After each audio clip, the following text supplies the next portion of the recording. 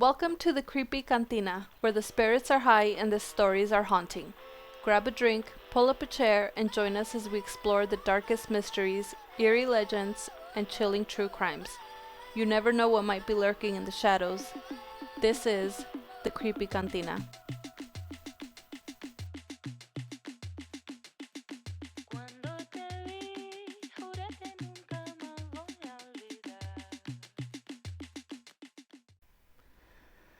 Hi, and welcome to the Creepy Cantina, where the drinks are chilled and the tales are even colder. I'm Anthony, And I'm Janelle. and we're your guides through everything creepy, everything weird, and everything paranormal. So sit back, relax, grab your favorite drink, and let's read a story. What do you have for us today? Well, I think today we're going to go over the rest of the story of the Black Dahlia, Elizabeth Short. Oh, yes. Yeah, so really interested to finish this story up, or really excited to finish this story up today, and then move on to something else. So, before we get started though, how was your day? I called out of work because I got lash serum in my eyeball. So, if you don't know what lash serum is, it's just this liquid that comes in a little tube with a thin little brush, and you just brush it on your lash line, and it's supposed to make your lashes grow. But I put way too much, didn't let it dry, opened my eyeball, it went in my eye, I closed it, and then rubbed it in, and went to bed. I feel like that's the opposite of what you should have done. Yeah, like I probably should have rinsed it with a little water, something. Yeah, not rub it in. No. And so if you had to describe the way your eye looks right now to our listeners, how would you describe it? 30 Days of Night. Those vampires, how they look. Yes. That's what my eye looks like. It looks like there's actual blood in my eye. You look bloodthirsty. It is creepy. It is like when you turn around and look at me with that eye. That's my bad eye. Your strong eye. Yeah. So, yeah. So you don't like it? I'll be happy when it's healed. It's not my favorite look on you. I have to admit. I don't know. My dermatologist said just do the other eye now. So they match. Well, he's a dermatologist, not a. What are eye doctors? Optometrists? I think there's like different ones, but yeah, optometrist is one. Yeah, so I think we should go with their opinion because A doctor is a doctor. I mean, yes, but no. There are levels. There's levels. All right. Well, my day was good. Let's see, what did I do today? I got up at 4. Wow. I know, very productive. And I did a live call from like 4:30 to 6 with some friends of mine. And then after that, of course, went to get something to eat, worked, and now I'm here with you. Your favorite part of the day. My favorite part, sitting here with my best friend, my bestie.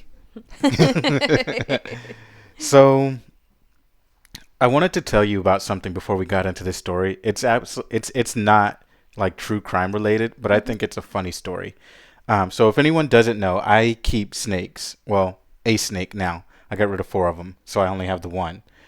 But I'm in a couple of reptile groups as well, and the reptile community is interesting because everyone's an expert, even if they've never gone to school for anything. So recently there was this guy, and he's not in a group that I'm in, but they were talking about him in the group that I was in. And he keeps venomous snakes, which to each their own. I would never keep a venomous snake in our home. What's the difference between a venomous snake and a poisonous snake? So I don't know if there's a thing called a poisonous snake, but the difference between venom and poison, the easy way to remember it, is venom is injected, poison is ingested. So you can be injected through like a snake bite, spider bite. That's venom. Mm-hmm. Poison is if you eat something and then it works on you from the inside like that. Got it. So, like poison dart frogs, for example, are called poison dart frogs because of their diet. They eat a lot of like kind of poisonous insects and whatnot. Mm-hmm. And so if a predator was to, eat them or try to eat them, They'd get sick. they'd get sick. Yeah. That's cool. Yeah. Remember when you had poison dart frogs? Yeah, they were fucking annoying. Yeah, they were. Like I just kept hearing Their stupid little mating calls. yeah. Ooh. Like shut the fuck. There's only guys in there. Like relax. You're not gonna find a mate. You're in a tank. Stupid. Idiots. But yeah, so anyway, back to this guy, right? So anyway, he had made a post in one of these communities that he was in saying he was just full of ego and being like braggadocious. It was like, if you can't free handle your venomous snakes, then you shouldn't have them, blah, blah, blah. Don't get mad at us because you can't do what we can do, but we can do what you can do, blah, blah, blah. And then like, so he was like free handling like it's called like an inland taipan snake. Mm-hmm. And I actually have the article. But these snakes they have a nasty concoction of venom that they hit you with.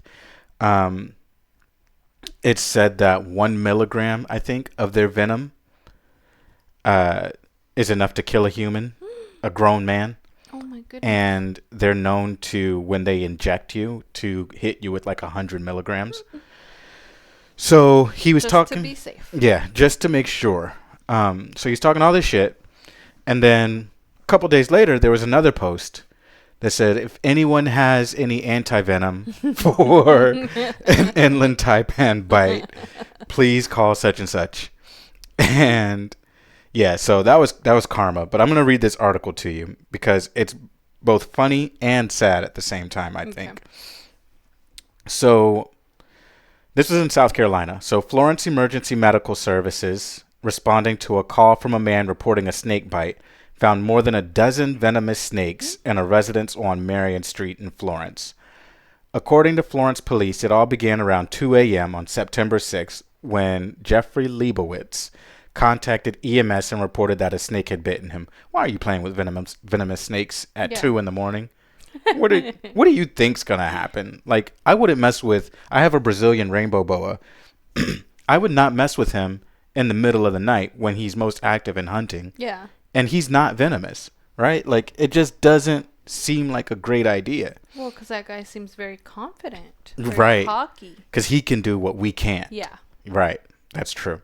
So, around 9 a.m., EMS contacted the Florence Police Department regarding the situation when they learned that an inland taipan had bitten Leibowitz. The inland taipan has the world's deadliest venom, which can paralyze muscles, inhibit breathing, cause hemorrhaging in blood vessels and tissues, and damage muscles.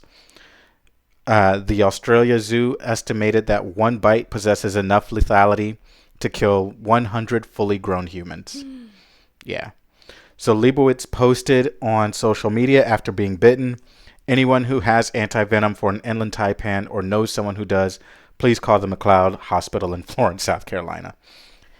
After being notified of the existence of more snakes in the home, FPD obtained a search warrant for Leibowitz's residence and contacted the South Carolina Department of Natural Resources for guidance on assessing conditions for proper storage of any snakes and the risk factor of any snakes that might be located. During the search, Florence police and DNR located 14 venomous snakes and 2 domestic cats. The 14 snakes at the residence included 1 green mamba, 2 gaboon vipers, which are beautiful but also very deadly snakes, 1 fer-de-lance. Sounds like a nerd. Like it wears a pocket protector. Well, this nerd is murderous because there was so it was on an episode of like 60 world's dangerous animals Latin America or Oh yeah, something when you were on your little. on my binge. Yeah. Well, this snake was on there, and it is also very nasty.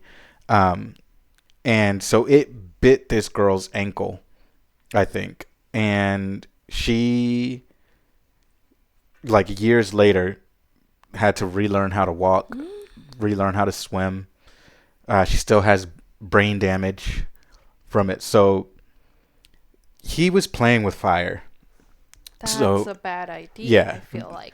the fertile, and it's not like these snakes. It's not like snakes are aggressive, but like if they feel threatened, they will defend themselves, right?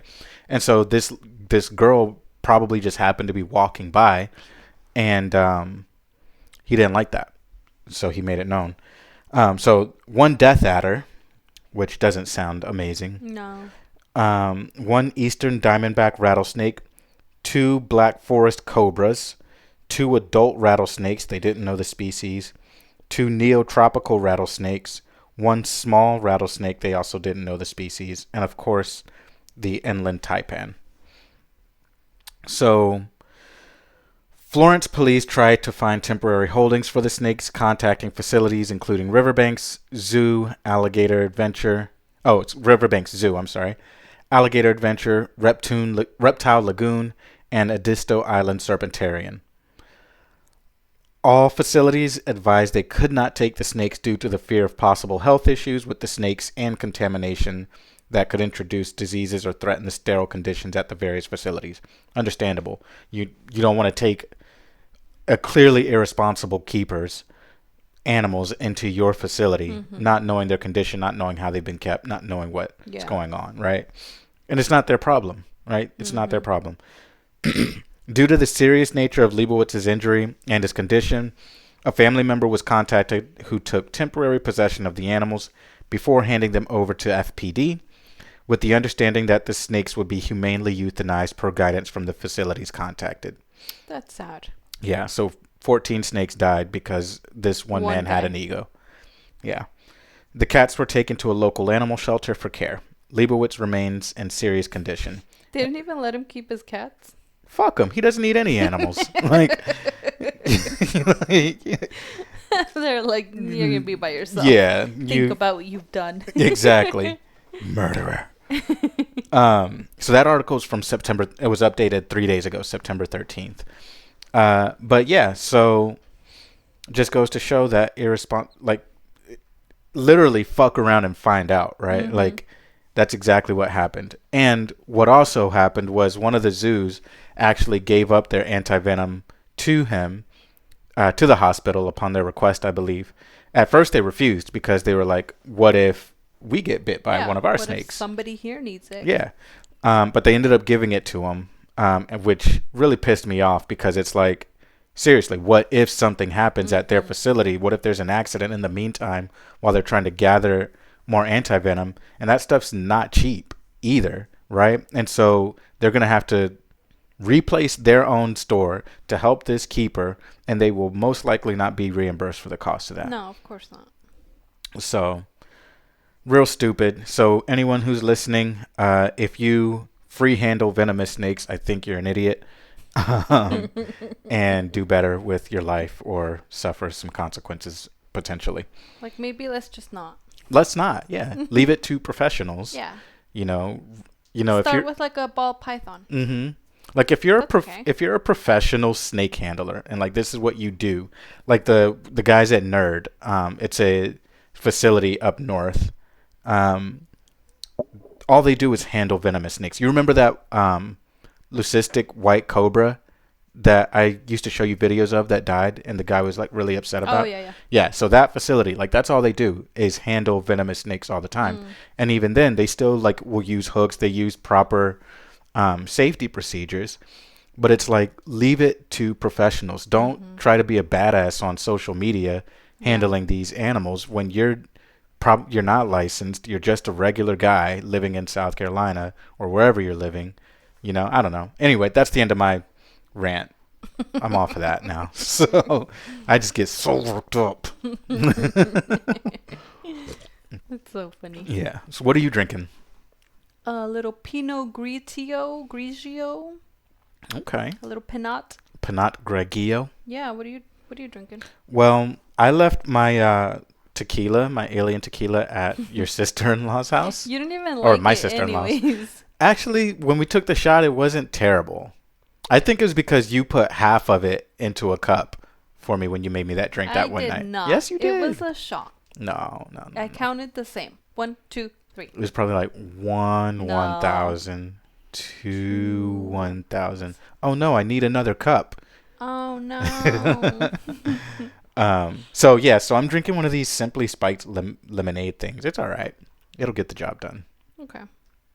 Yeah. So, yeah. So let's go ahead and get into the rest of this story with Elizabeth. I think we've wasted quite enough time. But yeah. So let's see. Where did we leave off? We left off with Red Manley, right, being the last person to see her alive. El rojito. Yep. El Rojito. Yep. So let's just jump right in. So for those who don't remember, or if it's been a while since you watched or listened to the last episode, Elizabeth Short was found cut in half and with a Joker smile cut across her face. She was beaten. She was drained of her blood. She was washed clean and then placed in a field. She was last seen alive with a man named Red Manley, who dropped her off at the Biltmore Hotel in LA. And that was on January 9th. Then January 15th was when her body was found. Last time she was seen was in the hotel lobby using the phone. Mm-hmm. Yes. Okay. So after Elizabeth's body was discovered, Manley became one of the primary suspects due to his status as one of the last people to see her alive.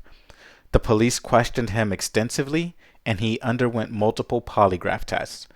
Additionally, he was subjected to a sodium pentothal, or truth serum test, which further convinced the police that he had no involvement in her death. Now, are you familiar with truth serum? No, I don't think so. Me either. Well, before this, I wasn't. The only reference I knew to truth serum was from Harry Potter, and it was very effective. Of course. But this truth serum is different. So sodium pentothal, I think I said that right, gained notoriety in the mid-20th century as a truth serum. It was used by law enforcement, military, and intelligence agencies who believed it could compel individuals to reveal the truth while under the influence of the drug. The idea was that the drug would lower a person's inhibitions, relax them, and make it harder to maintain deception or control over their responses during interrogation. It was thought that the drug's sedative effects would impair cognitive processes related to lying. Despite its reputation, the use of sodium pentothal as a truth serum was not particularly reliable. While the drug could make people more talkative and lower their inhibitions, it did not guarantee truthful responses. People under its influence could still lie, fabricate stories, or provide inaccurate information due to suggestibility or confusion. But anyway, under the influence of the truth serum, Manley reiterated his innocence and provided the same account of his interactions with Elizabeth as he had previously given. The police eventually accepted his statements and cleared him of any involvement in the murder. Although he was cleared as a suspect, the ordeal took a toll on Manley's personal life. His marriage suffered due to the scandal, and he experienced significant public scrutiny and stress following the investigation. In the years following the investigation, Manley suffered from mental health issues, and in 1954 he had a nervous breakdown and was committed to a psychiatric hospital. Sounds like a guilty man to me. It does sound like a guilty conscience eating away at him. He spent time in and out of psychiatric care and lived quietly until his death in 1986. So yeah, that's exactly what I thought when I first found out that part of the story. Mm-hmm. Was that definitely sounds like somebody who had something that was eating at him. Yeah. You know, like he just couldn't live with himself anymore. And it broke him down from the inside out. Kind of like that snake's venom was doing to that guy. Just breaking him down. So other theories about the murder. So over the years, more than 150 suspects were considered, but none were charged. The suspects ranged from local criminals to prominent figures in Hollywood. Some theories suggest the involvement of a surgeon due to the precise nature of the dismemberment, while others suggest a crime of passion or a serial killer. Here are some of the prevailing theories that are out there. So the first, well, maybe not the first, but one of the prevailing theories is of a man by the name of Dr. George Hodel, or Hodel, however you say it. Hordor. Hordor. Yeah, let's go with that. One of the most widely discussed theories implicates Dr. George Hodel, a Los Angeles physician. Hodel's own son, Steve Hodel, a retired LAPD detective, wrote a book titled Black Dahlia Avenger, in which he argues that his father was the killer. Steve Hodel presents evidence, including photographs, medical knowledge, and links to the crime scene. However, the theory remains controversial and not universally accepted by experts. So, first of all, for your son to implicate you in a murder, like, what kind of relationship do you guys have? Yeah. That he's like, it was my dad. Right. What does he know about you? Mm-hmm. And it wasn't just a book he wrote. He has a portion of his website, and I can't remember the name of it off the top of my head. It's probably like stevehodel.com. But I'll put it in school along with the transcript from when they were surveilling Dr. Hodel's home. And in the transcript, there's a lot of things that were being discussed. At some points, he did seem like he was aware that he was like being followed or watched or whatnot. But on one of the transcripts, or in the transcripts on one of the pages, he was recorded as saying something along the lines of, "What if I did kill her? You can't ask my secretary because she's dead." Yeah. Yeah. So that's a weird thing to say. Right? It's very weird. Yeah. So, and he was a physician, so he did have some medical knowledge. Probably had access to the types of things you would need to cut a body clean in half, then drain it of blood and wash it. Yep. But yeah, so that's one theory. The other is Leslie Dillon is another suspect. He was a bellhop and aspiring writer with a fascination for crime. He had written letters to the LAPD detailing his theories about the case, which contained information that some believed only the killer would know. However, after a brief investigation, the police did not pursue him further due to a lack of evidence. Okay. Another theory was that there were multiple killers or a copycat of some sort. So, some theorists suggest that Elizabeth Short was the victim of a serial killer or that multiple people were involved. There are also theories suggesting that the Black Dahlia case was connected to other unsolved murders in Los Angeles during the same time period. So a couple of notable cases that they believe it could be connected to was the murder of Georgette Bauerdorf in 1944. So Georgette was a 20-year-old oil heiress found strangled in her apartment in West Hollywood in 1944. There were signs of a struggle, and the crime scene suggested a violent attack. Like Elizabeth, Georgette was a young woman who had moved to Los Angeles, and there were rumors of her being connected to Hollywood. Both murders remain unsolved for years, prompting speculation that a serial killer may have targeted young women in Los Angeles. And then there was the lone woman murders, or the LA serial murders between the 40s and 50s. Have you heard of those? No. Okay. So throughout the 40s and 50s, there were a number of unsolved murders in Los Angeles involving women who were either strangled, beaten, or mutilated. This includes the murders of Gladys Kern in 1948, who was a real estate agent found dead in a model home, Mimi Boomhauer in 1957, who was a wealthy widow who went missing and was never found. And then the sheer number of unsolved murders of women in the area during this period led some investigators to theorize that a serial killer or multiple killers could have been operating in Los Angeles during this time, and that Elizabeth Short may have been just another one of the victims. That's sad. Yeah. So not a great time to be a woman in the 40s and 50s in LA. Yeah. Kind of I'm, dangerous. yeah, I mean, it's kind of dangerous presently to be a Mm-hmm. woman anywhere. Anywhere. Um, and that's with all of the technology and things that we have now. So imagine back then without the, prevalence of DNA and, really good surveillance and Mm-hmm. the, Life 360, being able to call people when you feel like you're in danger, Mm-hmm. it must have been a really scary time to be alive. Yeah. Another theory is that it was a crime of passion. So another popular theory is that Elizabeth was murdered by someone she knew, perhaps a lover or acquaintance, and that the crime was covered up either due to police corruption or powerful connections. And then another theory involves a man by the name of Mark Hansen. So Mark Hansen owned the Florentine Gardens, which was a popular nightclub on Hollywood Boulevard that was frequented by young women aspiring to become actresses.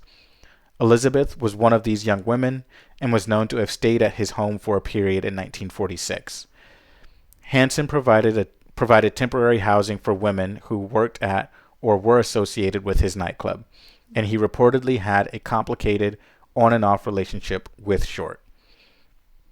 It is believed that Hansen and Elizabeth had some kind of personal or business relationship, and she lived at his home intermittently. Some sources suggest that Hansen had romantic interest in Elizabeth, but she did not reciprocate his feelings, leading to tension between them. Mark Hansen was considered a suspect in the Black Dahlia case due to his close relationship with Elizabeth, his inconsistent statements to the police, and the discovery of an address book with Hansen's name embossed on the cover was found among Elizabeth Short's belongings after her death. This address book had been given to her by Hansen, and it contained the names and contact information of several men in Hollywood, including Hansen himself. However, due to a lack of solid evidence, he was never charged, and his potential involvement remains one of many unproven theories in the unsolved mystery of the Black Dahlia.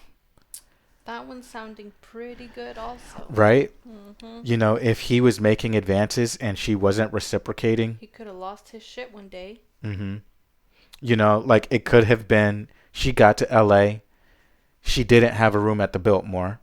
She didn't want to tell Red Manley where she was going Mm-hmm. because he would be jealous and maybe he would cut off his relationship with her because he's already got a wife at home. What does he need her for? Yeah. And so it could be that she said she was going to the Biltmore, but she was really just going back to LA to try to find work. Mm-hmm. And she knew that if she called him, he would give her a place to stay. And then Maybe he got tired of her using him. maybe. But what I'm thinking, this is a theory, is that he potentially made more advances towards her that she rejected, and then he just lost his shit. Mm-hmm. And remember the mutilation I talked about to her, lower regions. That seems like something that someone would do that was either angry or trying to cover something up that he Yeah. did, right? So that, I don't know. I'm kind of inclined to believe that theory the more that I think about it. Mm-hmm. But of course, we won't know until there's a break in this case, if there ever is. Yeah, if ever there is. Also, now that I think about it with Red, Mm-hmm. he could have just been having mental breakdowns because he was accused of killing someone. Right, and he didn't. Yeah. Like, the way he was acting could have been the way someone who's guilty acts, Mm-hmm. but also someone who's innocent. Who's not guilty Yeah. and had his life destroyed because of it. Mm-hmm. Because he gave someone a ride. Like, But also, he didn't just give her a ride. He kept a relationship with her for weeks, like for a while, and he was a married man.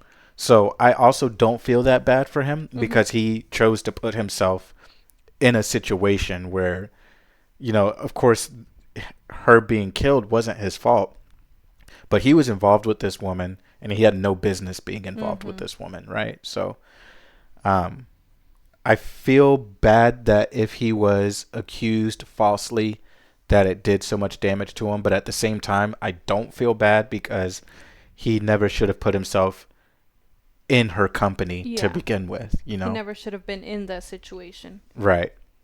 Agreed. Yeah. So, yeah, Mark's looking pretty suspicious. Mm-hmm. So the police also received over 60 confessions from people falsely taking credit for the crime. Now, that's something that I don't understand. Why do people take credit? Like, why do people take credit for crimes they didn't commit? I don't know. I've wondered that too, but I guess sometimes, like, some people have had, like, just mental health issues, and they're just like, yeah, I did it. Like, because they're just, like, out of it, you know? Mm-hmm. And then some people just want the notoriety of it. They want people to think that they killed someone, that they're capable of doing that. Yeah. I just don't understand that. Me either. But also, I'm not a psychopath, as far as I know. Right? So, I That's don't. true. You're not. Okay, good. Thanks for confirming. um, so, the discovery of Elizabeth's body was a shocking event that sparked a media frenzy. It sparked countless books, movies, and it is etched into American history, as one of the most famous unsolved mysteries that we have. Mm-hmm. Um, what do you think of the doctor? The doctor's also looking mighty. Really, if you look at all of them, in There's their own reasons to way, believe. Yeah. they are all suspicious. Mm-hmm. But the doctor, why would he say that? Yeah. And why would his son be like, my dad did it? Yeah. And like, he's convinced of it. He's definitely and from what I understand about these suspects, right? He's the only one that out of these suspects that we've discussed that has that medical knowledge. Mm-hmm. But Mark has connections, right? Mark has connections in Hollywood. He probably had connections to people all around the LA area. So I don't know. Maybe they did it together. Who knows? No. How'd they team up together? Maybe he knew her. Maybe Mark killed her and then called his doctor friend and was like, "Hey, I need your help." Maybe even if it wasn't this Dr. George Hodel, or Hodel. What if it was someone else, right? Maybe he called someone to have them help him with that. But I don't know. The damage that her body suffered indicates that it was personal to me, Yeah, that wasn't like a casual Yeah. little stabbing. No, It they kind took of their reminds time. me of Jack the Ripper. Yeah. He was cutting women in half, Mm-hmm. but he wasn't cleaning them up or anything. Yeah. But he was doing it super fast too, because they would only be alone for like 11-ish minutes, Mm-hmm. And in that time, he was like, Sliced cut them him open. open. Yeah. Wow. It was horrible. Jeez. Well, who knows? We will never know. Never give up hope. Maybe we will. We'll definitely keep our eyes out and ears open. Is For that a an saying? update. Yeah, that's got to be a saying, right? Sure. It is now. Now, yeah, it can be.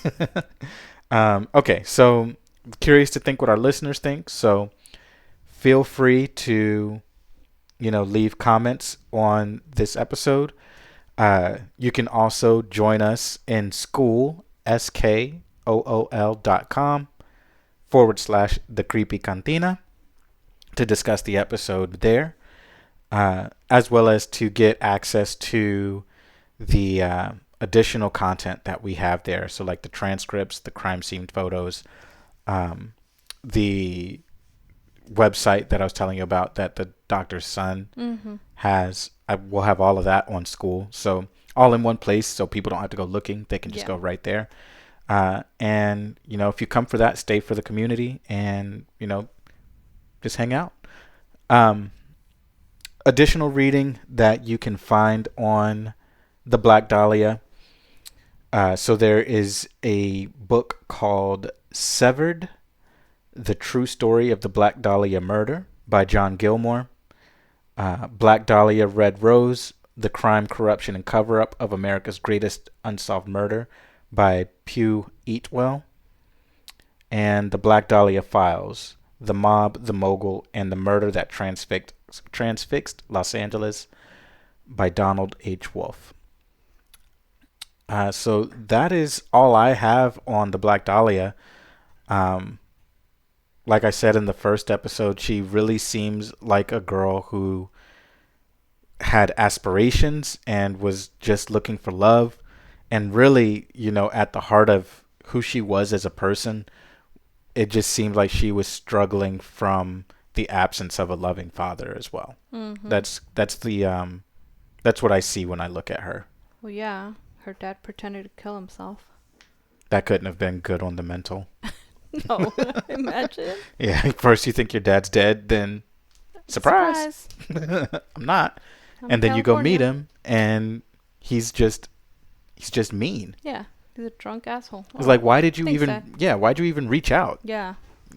So, yeah. So I can imagine, and then she kept losing the loves of her life. Mm-hmm. So I feel like there was a sad story when it came to her, just from a personal level, and then the murder that she suffered and the torture that she endured. No human being should have ever had to go through. No. Or should ever go through. So, what do we got next? What's next after this episode? I know you were working on something. Yeah, I'm working on old Bob Berdella. Bob Berdella. El Bobby. Yeah? What can you tell us as a little sneak peek about El Bobby? Well,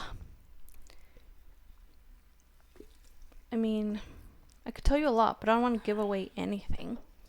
He was obviously American serial killer. Mm-hmm. And I say obviously because America has the most serial killers. But It's not something that we should be proud of. no. He was a sadist. So he enjoyed seeing people in pain and their suffering. And that meant, like, in any capacity. Sexually, emotionally, physically. He just liked abusing people. He was an animal abuser, so trigger warning for that. Yeah. There's going to be lots of trigger warnings. Okay. So I'll give one at the beginning, and then you guys are on your own. Yeah, it's a blanket trigger warning. I told you. It's bad.